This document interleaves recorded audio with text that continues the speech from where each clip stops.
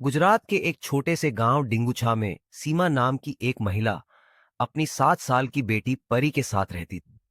उसका सपना था कि वह किसी भी तरह से कनाडा जाकर एक नई जिंदगी शुरू करे।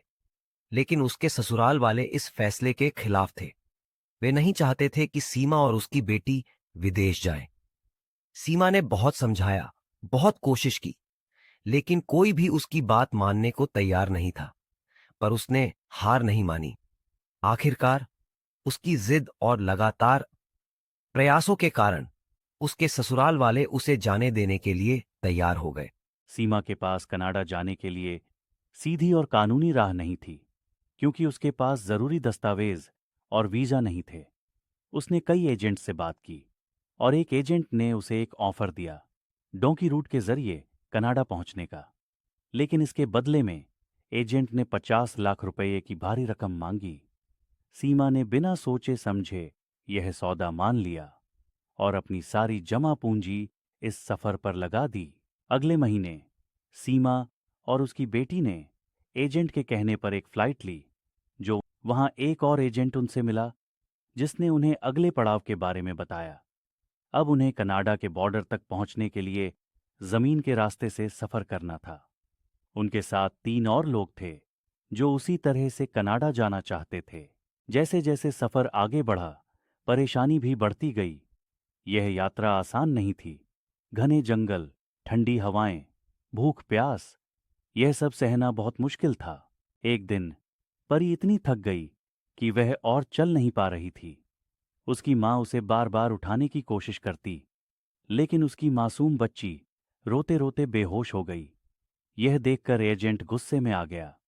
उसने सख्त लहजे में कहा, अगर तुम्हारी बेटी नहीं चल सकती तो हमें उसे यहीं छोड़ना होगा, बाकी सबको आगे बढ़ना है। सीमा यह सुनते ही घबरा गई। उसकी आंखों से आंसू छलक पड़े। वह अपनी बेटी को किसी भी हाल में अकेला नहीं छोड़ सकती थी। वह एजेंट से गिड़गिड़ाने लगी, लेकिन वह निर्दयी था। तभी उनके साथ चल रहे 3 पुरुषों में से एक, जिसका नाम अरमान था, आगे आया और बोला, हम किसी भी हालत में इस मासूम बच्ची को अकेला नहीं छोड़ सकते। अरमान ने बाकी 2 लोगों से बात की और सबने मिलकर फैसला किया कि वे परी को बारी बारी से अपनी पीठ पर उठाकर आगे बढ़ेंगे। चारों लोगों ने मिलकर परी को उठाया और सफर जारी रखा। कभी उसकी माँ उसे गोद में लेती, कभी कोई और।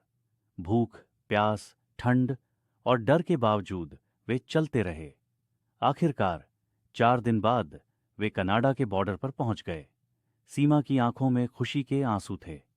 उसे लगा कि अब उसका सपना पूरा होने वाला है। लेकिन किस्मत को कुछ और ही मंजूर था।